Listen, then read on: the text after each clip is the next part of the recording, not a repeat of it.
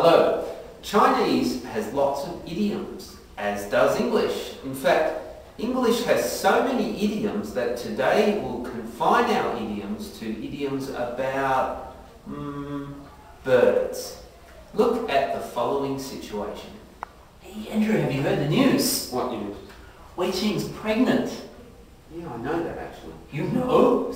It's a secret. Nobody knows. I know that. Well, who told you? I've got my ways to find out things. Oh, you're a sneaky fellow. I know these things. So, which of the following bird idioms applies to that situation?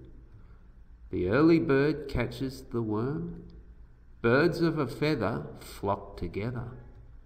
To kill two birds with one stone. To have a little bird tell you. A bird in the hand is worth two in the bush. That's right.